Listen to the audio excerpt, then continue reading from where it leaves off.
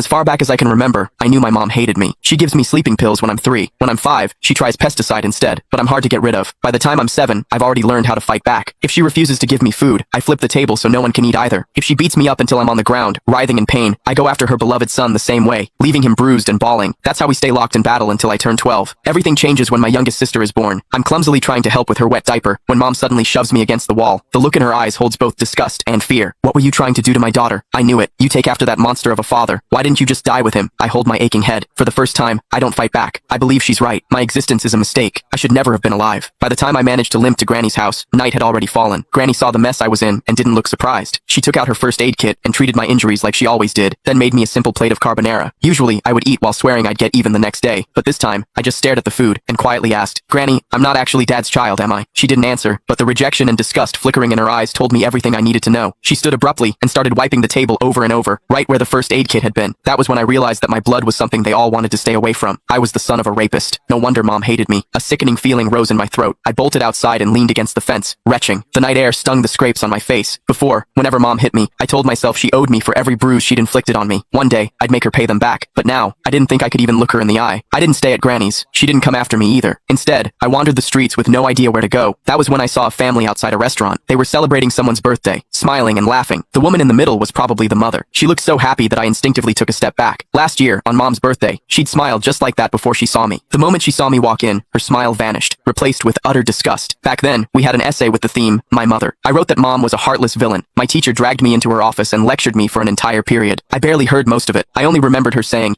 no mother in this world would ever stop loving her child. I believed her. I saved money from collecting recyclables and bought my mom a birthday cake. I just wanted a hug, the same kind she gave my brother, Casper Willis. But her frigid expression was like a stab in the heart. I felt like a fool, standing there with that cake in my hands. Anger overwhelmed me. When no one was looking, I went out and caught a couple of frogs in the garden. Then, I hid them in the cake. I could still remember the way she screamed when they jumped out. Back then, I felt a twisted sense of satisfaction. I thought she didn't deserve to be a mother. I thought she had it coming. But now, I know the truth. The one who didn't deserve anything was me. My existence itself had hurt her. As I watched that mother's smile through the restaurant window, I made a decision. This year for Mom's birthday, I would give her a gift she would truly be happy with, one that would free her completely. I decided to die. Once that thought took root in my mind, my steps felt lighter. I even started planning how to do it without troubling anyone. I needed to do something that wouldn't leave a mess. But before I could carry out my plan, a patrolling officer spotted me and brought me home. Mom answered the door. As the door shut behind us, I stared at the floor, unable to meet her eyes. Her icy tone sliced through the air. "Why didn't you just die out there?" I almost snapped back, but I forced the words down before they came out. Still, as I stared at her back, I couldn't stop myself from asking, what would you do if I really did die? Would she be the least bit sad? If you've got the guts, hurry up and do it. I'd celebrate. She walked straight into my siblings' room and closed the door. I stood rooted to my spot in the living room. After a long